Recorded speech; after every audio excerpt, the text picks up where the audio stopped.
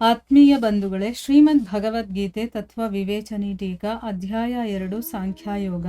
ಇದರಿಂದ ನಾವು 64ನೇ ಶ್ಲೋಕವನ್ನ ತಿಳ್ಕೊಳ್ತಾ ಇದ್ವಿ. ಹೋದ ಭಾಗದಲ್ಲಿ ನಾವೇನ್ ತಿಳ್ಕೊಂಡ್ವಿ?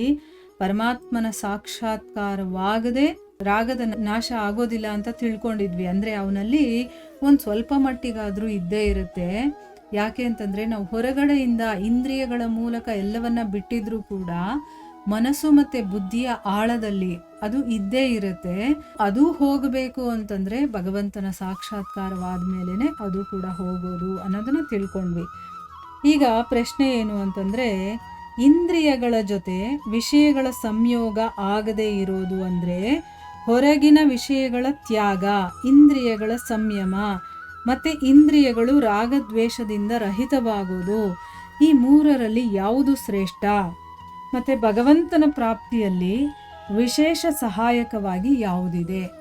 ಈಗ ಇಂದ್ರಿಯಗಳ ಜೊತೆ ವಿಷಯಗಳ ಸಂಯೋಗ ಆಗದೆ ಇರೋದು ಅಂತಂದ್ರೆ 3 ಇಲ್ಲಿ ಆಪ್ಷನ್ಸ್ ಕೊಡ್ತಾ ಇದ್ದಾರೆ.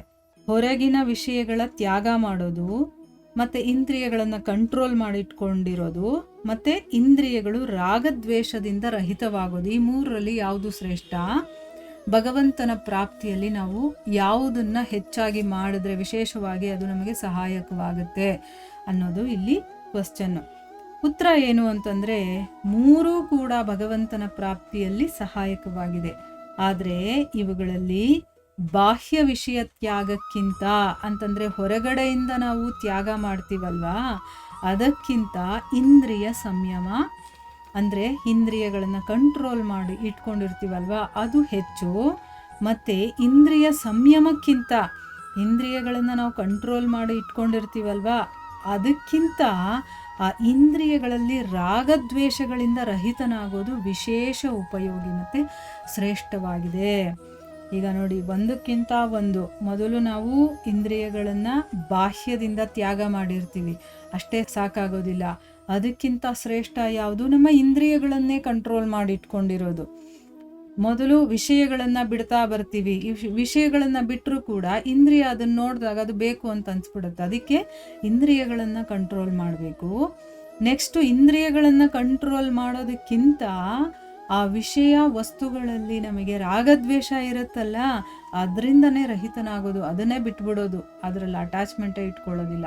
ಅದ್ರ ಮೇಲೆ ಆಸೆನೂ ಬೇಡ, ಅದ್ರ ಮೇಲೆ ದ್ವೇಷನೂ ಬೇಡ. ಆ ರೀತಿ ರಾಗದ್ವೇಷಗಳಿಂದ ರಹಿತನಾಗೋದಿದೆಯಲ್ಲ, ಇದು ವಿಶೇಷವಾಗಿ ನಮಗೆ ಉಪಯೋಗ ಆಗುತ್ತೆ ಮತ್ತು ಅದು ಶ್ರೇಷ್ಠವಾಗಿದೆ. ಆದಾಗ್ಯೂ ಕೂಡ ಬಾಹ್ಯ ವಿಷಯಗಳ ತ್ಯಾಗವೂ ಕೂಡ ಭಗವಂತನ ಪ್ರಾಪ್ತಿಯಲ್ಲಿ ಸಹಾಯಕವಾಗಿದೆ. ಅಂದರೆ ನಾವು ಮೊದಲು ಮಾಡಿರ್ತೀವಲ್ವ, ಏನು ವಿಷಯಗಳನ್ನ ಬಿಡುವಂಥದ್ದು, ಅದರಿಂದ ದೂರ ಇರುವಂಥದ್ದು, ಅದು ಕೂಡ ಭಗವಂತನ ಪ್ರಾಪ್ತಿಯಲ್ಲಿ ಸಹಾಯಕನೇ. ಆದರೆ ಎಲ್ಲಿವರೆಗೆ ನಾವು ಇಂದ್ರಿಯಗಳನ್ನ ಸಂಯಮವಾಗಿ ಮಾಡ್ಕೊಳ್ಳೋದಿಲ್ವೋ, ರಾಗದ್ವೇಷ ತ್ಯಾಗ ಆಗೋದಿಲ್ವೋ, ಅಲ್ಲಿ ತನಕ ಬರೀ ಬಾಹ್ಯ ವಿಷಯಗಳ ತ್ಯಾಗವನ್ನು ಮಾಡಿದ ತಕ್ಷಣ ವಿಷಯಗಳ ಪೂರ್ಣ ನಿವೃತ್ತಿ ಆಗೋದಿಲ್ಲ, ಮತ್ತೆ ಯಾವ ಸಿದ್ಧಿ ಕೂಡ ನಮಗೆ ಸಿಗೋದಿಲ್ಲ. ಅಂತಂದ್ರೆ ಅರ್ಥ ಏನು? ಬರೀ ನಾವು ಹೊರಗಡೆಯಿಂದ ವಿಷಯಗಳನ್ನ ತ್ಯಾಗ ಮಾಡಿದ ತಕ್ಷಣ ಅದು ಕಂಪ್ಲೀಟ್ ನಮ್ಮಿಂದ ದೂರ ಆಗ್ಬಿಡೋದಿಲ್ಲ ಅಲ್ವಾ. ಯಾವಾಗಾದ್ರೂ ನಮ್ಮ ಕಣ್ಮುಂದೆ ಬಂದಾಗ ನಾವು ಅದಕ್ಕೆ ಅಟ್ರಾಕ್ಟ್ ಆಗೇ ಆಗ್ತೀವಿ, ಆಮೇಲೆ ಅದರಿಂದ ನಮ್ಗೆ ಯಾವ ಸಿದ್ಧಿನೂ ಕೂಡ ಸಿಗೋದಿಲ್ಲ. ಹಾಗೇನೆ ಬಾಹ್ಯ ವಿಷಯಗಳನ್ನ ತ್ಯಾಗ ಮಾಡದೆ ಇಂದ್ರಿಯಗಳ ಸಂಯಮ ಆಗೋದಿಲ್ಲ ಅನ್ನೋ ಮಾತು ಕೂಡ ಇಲ್ಲ. ಯಾಕೆ ಅಂತಂದ್ರೆ ಈಗ ನೋಡಿ, ಬಾಹ್ಯ ವಿಷಯಗಳನ್ನ ತ್ಯಾಗ ಮಾಡದೇ ಇದ್ರೆ ನಮ್ಮ ಇಂದ್ರಿಯವನ್ನ ಕಂಟ್ರೋಲ್ ಮಾಡೋದಕ್ಕೆ ಆಗೋದಿಲ್ಲ ಅಂತಾನೂ ಹೇಳಕ್ಕಾಗಲ್ಲ. ನಮ್ಮ ಮುಂದೆ ಆ ವಸ್ತು ಇದ್ರೂ ಕೂಡ ಅದು ನಮ್ಮ ಇಂದ್ರಿಯ ಕಂಟ್ರೋಲಲ್ಲಿ ಇರಬೇಕು, ಆಯ್ತಾ. ಈಗ ನಮ್ಮ ಮುಂದೆ TV ಇದ್ರೂ ಕೂಡ ನಾನು ಧರ್ಮಗ್ರಂಥವನ್ನ ಓದಬೇಕು, ಆ ರೀತಿ ಬರಬೇಕು ನನಗೆ. ಅದಕ್ಕೆ ಇಲ್ಲಿ ಹೇಳ್ತಾ ಇದ್ದಾರೆ, ಭಗವಂತನ ಪೂಜೆ, ಸೇವೆ, ಜಪ ಮತ್ತೆ ವಿವೇಕ, ವೈರಾಗ್ಯ, ಇದೆಲ್ಲ ಉಪಾಯಗಳಿಂದ ಸಹಜವಾಗಿಯೇ ನಮ್ಮ ಇಂದ್ರಿಯಗಳು ಸಂಯಮವಾಗ್ಬಿಡತ್ತೆ. ಅದರ ಒಂದು ಅನುಭವ ನಮಗೂ ಆಗಿರುತ್ತಲ್ವಾ. ಈಗ ನಾವು ಹಿಂದೆ ಏನು ಮಾಡ್ತಾ ಇದ್ವಿ, ಯಾವಾಗಲೂ ಟಿ ವಿ ನೋಡೋದು, ಆಮೇಲೆ ಬೇರೆ ಯಾವುದೋ ಒಂದು ವಿಷಯಗಳನ್ನು ಮಾತಾಡೋದು, ಇದೆಲ್ಲ ಮಾಡ್ತಾ ಇದ್ವಿ. ಆದರೆ ಯಾವಾಗ ನಾವು ಸತ್ಸಂಗದಲ್ಲಿ ಭಾಗಿಯಾಗೋದಕ್ಕೆ ಶುರು ಮಾಡಿದ್ವೋ ಆಗ್ಲಿಂದ ನಮ್ಮ ಇಂದ್ರಿಯಗಳು ಆಟೋಮೆಟಿಕ್ಕಾಗಿ ಆ ಟಿ ವಿ ಸೀರಿಯಲ್ಗಳು ಅದೆಲ್ಲ ಬಿಟ್ಟೇ ಬಿಡ್ತೀವಿ.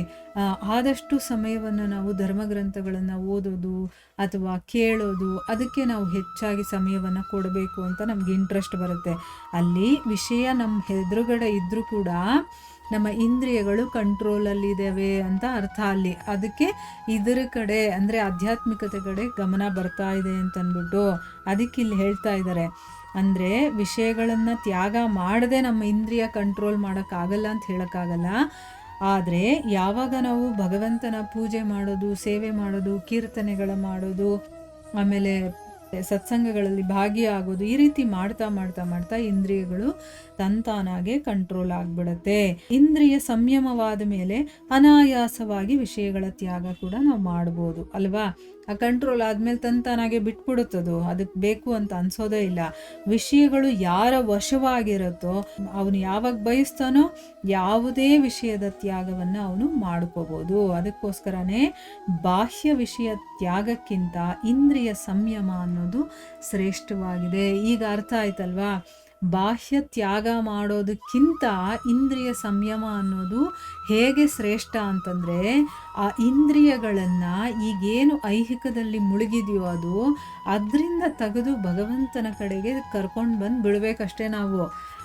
ಅವನ ಕೆಲಸದಲ್ಲಿ ಆ ಇಂದ್ರಿಯಗಳನ್ನು ತೊಡಗಿಸ್ಬೇಕು. ಆ ತೊಡಗಿಸಿದಾಗ ಏನಾಗುತ್ತೆ, ಅದು ತಂತಾನಾಗೆ ಆ ವಿಷಯಗಳಿಂದ ದೂರ ಆಗಿಬಿಡುತ್ತೆ. ಅದಕ್ಕೆ ಇಷ್ಟನೇ ಆಗೋದಿಲ್ಲ, ಹಾಗಾಗ್ಬಿಡುತ್ತೆ. ಆವಾಗ ನಾವು ಬೈ ಫೋರ್ಸ್ ಆಗಿ ಆ ವಿಚಾರಗಳನ್ನು ದೂರ ಇಡಬೇಕು ಅನ್ನೋದೇ ಇಲ್ಲ. ಅದಕ್ಕೆ ಇಂಟ್ರೆಸ್ಟ್ ಇಲ್ಲ ಅಂತಂದಮೇಲೆ ನೀವು ಪಕ್ಕದಲ್ಲಿ ಇಟ್ಟರೂ ಕೂಡ ಅದು ಅದ್ರ ಕಡೆ ನೋಡೋದು ಇಲ್ಲ. ಇಂದ್ರಿಯಗಳು ಅದಕ್ಕೆ ಬೇಕಾಗಿಲ್ಲ, ಅದರ ರುಚಿ ಬೇಕಾಗಿಲ್ಲ. ಅದಕ್ಕಿಂತ ಶ್ರೇಷ್ಠವಾದಂತಹ ಒಂದು ರುಚಿ ಸಿಕ್ಬಿಟ್ಟಿದೆ. ಆಧ್ಯಾತ್ಮಿಕದ ರುಚಿ ಅನ್ನೋದೇ ಹಾಗೆ, ಎಲ್ಲವನ್ನ ಬಿಟ್ಟು ಬಿಡುತ್ತೀವಿ ನಾವು ಐಹಿಕದ್ದು. ಅಷ್ಟು ರುಚಿಯಾಗಿರುತ್ತೆ. ಆದರೆ ನಾವು ರುಚಿ ನೋಡೋದಕ್ಕೆ ತಯಾರಾಗಿಲ್ಲ ಅಷ್ಟೇ. ಒಂದು ಸರಿ ಅದರ ರುಚಿ ಸಿಕ್ತು ಅಂತಂದರೆ ನಮಗಿನ್ಯಾವುದ್ರ ಕಡೆನೂ ಹೋಗೋದಿಲ್ಲ. ನಮ್ಮ ಇಂದ್ರಿಯಗಳು ತಾವಾಗಿ ಅವು ಸಂಯಮವಾಗಿಬಿಡುತ್ತೆ. ಇದು ತುಂಬ ಈಸಿ ಅಲ್ವಾ ಸಂಯಮ ಮಾಡಿಕೊಳ್ಳೋದು. ನಮ್ಮ ಇಂದ್ರಿಯಗಳನ್ನು ಐಹಿಕದಿಂದ ಆಧ್ಯಾತ್ಮಿಕದ ಕಡೆಗೆ ಜಂಪ್ ಮಾಡಿಸೋದು ಅಷ್ಟೇ, ಈ ಕಡೆಯಿಂದ ಆ ಕಡೆಗೆ ಕರ್ಕೊಂಬರೋದು. ಇದರ ಮುಂದುವರೆದ ಭಾಗ ಇನ್ನೂ ಇದೆ, ಅದನ್ನು ನಾವು ಮುಂದಿನ ಭಾಗದಲ್ಲಿ ತಿಳ್ಕೊಳ್ಳೋಣ. ಹರೇ ಕೃಷ್ಣ.